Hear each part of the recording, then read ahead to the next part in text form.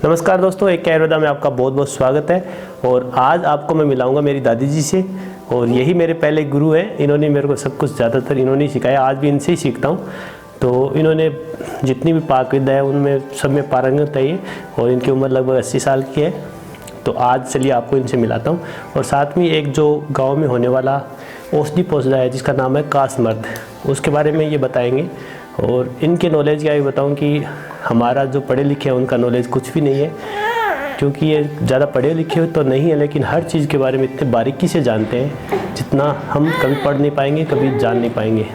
आज भी इनके दांत वैसे के वैसे हैं जैसे एक जवान व्यक्ति के होते हैं। आँखों से थोड़ा सा कम दिखाई देने लग गया है, जो कि एक साइड के पैरालिसिस हो, उनको फेशियल पैरालिसिस हो गया, जिसकी वजह से थोड़ा कम दिखाई देता है। लेकिन वैसे आज भी सुई धागा सब अपने हाथ से कर लेती हैं। तो चलिए आज मैं आपको मिलाता हूँ मेरी दादी जी से। तो दादी जी, ये क्या चीज़ है आप बताओ। है रतुआ। बोलो। क्या की खातर है? क्या टाबर भाई 15 दिन को, 10 दिन को, 5 दिन को बच्चों तो छोटो भी क्या कोई छोट पड़ जाती, छैया पड़ जाती, दूसरी लुगाई की छोट पड़ जाती, तो वो है कि एक अड्डी लुदड़ियाँ तो भी को लाल हो जातो सो। अरे वो तो बुरी तिरिया झर झर झर रो तो इनका पत्ता है सुरड़ की और उबाल की, अरे भी पानी 3 बनवाता तो एकदम साफ हो जाता। काने एकदम जाना आराम आ गया, जाने दवाई दे दी। ये काम आते आयो, कानो ये काम आयो। तो चलिए मैं आपको इस पौधे को पूरी अच्छी तरह दिखाता हूँ और इससे होने वाले फ़ायदे के बारे में बता दूँ, तो कि किताबों में या फिर नेट पे आपको मिल जाएंगे। दोस्तों ये रतुआ है, इसको आम भाषा में रतुआ बोलते हैं, लेकिन इसका असली नाम कासमर्द है, जिसे कसौंदी भी बोलते हैं। दोस्तों ये चक्रमर्द जो पवाड़ आता है उसका ही भाई मान लो, उसका छोटा रूप है।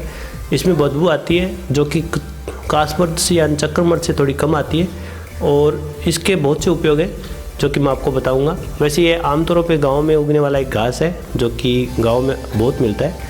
तो चलिए आज इसके बारे में हम आपको विस्तार से बताते हैं।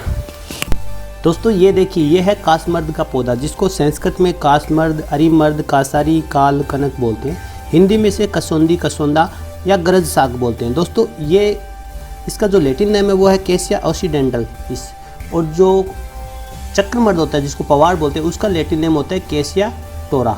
तो दोस्तों ये मुख्य अंतर है दोनों में। देखने में दोनों एक जैसे से पौधे लगते हैं, जबकि कासमर्द चक्रमर्द से थोड़ा सा छोटा होता है, और जो चक्रमर्द होता है उसका सबसे बेस्ट उपाय दांत जो रिंगवर्म होते हैं उनके लिए होता है, और जो कासमर्द है उसका उपयोग खांसी के लिए बहुत अच्छा बताया गया है, यानी कास यानी खांसी, और इसके लिए बहुत अच्छा उपयोग है। तो दोस्तों चलिए आज को मैं आपको औषधीय प्रयोग बताता हूँ। दोस्तों वैसे तो इसका पंचांग उपयोग में होते हैं, इसके जड़, तना, फल, फूल सभी यूज में लिए जाते हैं। इसके अलावा दोस्तों इसके अंदर बहुत से पोषक तत्व होते हैं, जैसे सनाय होता है उसका तरह का एक विरेचक पदार्थ भी इसमें पाया जाता है, कुछ रंजक पित्त भी पाए जाते हैं, और मिनरल्स इसके अंदर होते हैं। दोस्तों ये वीर्य पुष्टि के लिए बहुत ही अच्छी औषधि है। इसके मूल त्वक का चूर्ण 1 से 4 ग्राम सुबह शाम शहद के साथ लिया जाए तो ये आपको बहुत फ़ायदा करता है, आपके वीर्य को पुष्ट करता है। इसके अलावा महिलाओं में प्रसव के समय अगर कसौंदी के पत्र के सौरस का पान कराया जाए तो प्रसव शीघ्र होता है, वह आराम से हो जाता है। इसके अलावा दोस्तों शरीर में अगर कहीं भी दुर्लभता हो तो 20 ग्राम मूल का काढ़ा सुबह शाम पीने से कमजोरी दूर होकर शरीर में ताकत आती है। दोस्तों कामोद्दीपन के लिए ये बहुत ही अच्छी औषधि है। कसौंदी के बीजों को घी में भूनकर इसको कॉफ़ी की तरह बना के सुबह शाम पीने से कामोद्दीपन क्षमता बढ़ती है। सफ़ेद दाद, खास खुजली और स्किन पे होने वाले कई तरह के चटके, जिसमें इसके बीजों का लेप अगर किया जाए, पत्तों का लेप किया जाए, या फल फूल पत्ते सभी का मिला के अगर लेप किया जाए तो बहुत ही असरदारक और बहुत ही जल्दी फ़ायदा होता है। दोस्तों नेत्र रोग में इसके ताज़ा पत्रों का सौरस 1-1 बूंद सुबह शाम डालने से फ़ायदा होता है। अगर आपको सीधा डालने से अगर डर लगता हो तो इसके पत्तों का अर्क निकाल के भी आप प्रयोग कर सकते हैं। दोस्तों कान में अगर कहीं भी कोई प्रॉब्लम हो गई हो तो इसके पत्रों का सौरस दूध में मिला के 2 से 4 बूंद गर्म, थोड़ी सी गुनगुनी गर्म करके डालने से बहुत फ़ायदा होता है। दोस्तों अपस्मार, अपतंत्र, आक्षेप जैसे रोग जो कि मानसिक रोग हैं, उन रोगों में ये जो कसूंदी होती है इसके पंचांग का काढ़ा बना के अगर सुबह शाम दिया जाए तो बहुत जल्दी फ़ायदा हो जाता है। दोस्तों श्वास रोगों में इसके पत्तों का सब्जी बना के खिलाने से श्वास रोगी और दमा रोगियों को बहुत फ़ायदा होता है। इसके अलावा दोस्तों खांसी में ये बहुत ही फ़ायदेमंद होती है, जैसा कि मैंने पहले भी बताया था। खांसी में इसको सुबह शाम इसके फलियों को सेक कर उसका सेवन कराया जाए तो बहुत जल्दी फ़ायदा हो जाता है। दोस्तों जुकाम और प्रतिशाई यानी नाक बंद हो या नाक का कोई रोग हो तो उसमें नस्से के रूप में इसका प्रयोग किया जा सकता है। दोस्तों इसके अलावा पेट के कीड़ों के लिए भी ये बहुत फ़ायदेमंद है और कई भी जहरीला जानवर जैसे ततैया, मधुमक्खी या सांप आदि, बिच्छू आदि के काटने पे इसके मूल को घिसके लगाने से बहुत जल्दी आराम मिल जाता है। इसके अलावा पेशाब में जलन होना, जलोदर रोग, बवासीर, मल्ला और बुखार रोगों में बहुत फ़ायदा होता है। दोस्तों इसका जो मुख्य रोग उपयोग है वो है चर्म रोगों में।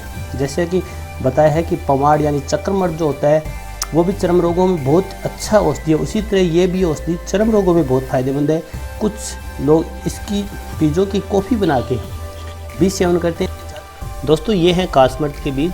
और दोस्तों इस औषधि को सीमित मात्रा में सेवन करना चाहिए। ज़्यादा मात्रा में सेवन करने से क्योंकि इसका जो रस है वो तिक्त व कटु होता है, जिसकी वजह से वो मन आदि हो सकता है। इसके लिए इसको सीमित मात्रा में सेवन करना चाहिए। तो दोस्तों ये थी आज की जानकारी। आज की जानकारी आपको कैसी लगी हमें कमेंट करके ज़रूर बताइएगा, और अच्छी लगी हो तो लाइक और शेयर करना मत भूलिएगा। दोस्तों हम इसी तरह आपके लिए अच्छी जानकारी लेके आएंगे। एक आयुर्वेदा आपके अच्छे स्वास्थ्य की कामना करता है। धन्यवाद।